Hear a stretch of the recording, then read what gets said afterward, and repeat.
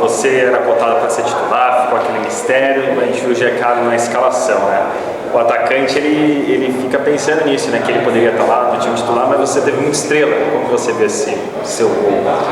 Foi abençoado por Deus, né? Giancarlo todo mundo já conhece, um grande centroavante. E eu estou indo para aproveitar as oportunidades que eu estou tendo, né? Graças a Deus estou em 2 jogos, fui feliz, fazendo os gols. Agora tem que dar sequência, né? Uma semana inteira para trabalhar, para jogar contra o Londrina fora de casa. Cabala, a gente conversou na sexta-feira, até falei, né? Depois que faz o primeiro gol, tinha umas cobranças, fez o primeiro gol, saiu o peso das costas.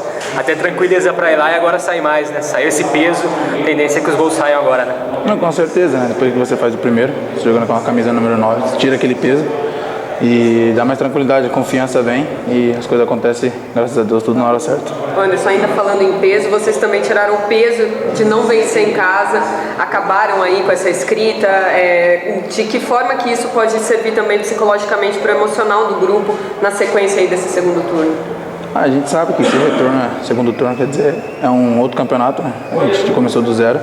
O primeiro turno ficou para trás e graças a Deus conseguimos o primeiro jogo dentro de casa começar com a vitória, né? E isso nos dá bastante confiança para enfrentar o Londrina de igual para igual fora de casa. Você chegou no Guarani, você falou que estava voltando para casa, né? No lugar onde você foi formado. Como que é fazer um gol aqui no estádio Brinco de Ouro pela primeira vez aí com a camisa do Guarani? É maravilhoso, né, cara? Dá um arrepio. Eu já estava me cobrando sair esse golzinho fora, dentro de casa e graças a Deus hoje fui feliz. Você falou aí da disputa, da briga, entre aspas, com o Giancarlo. Ele vai ter que se preocupar essa semana, né? Porque não vai ser fácil garantir a titularidade no próximo jogo com seus 2 gols, né? Não, a gente vai trabalhando sim. O Giancarlo, volto a dizer, é um excelente centroavante.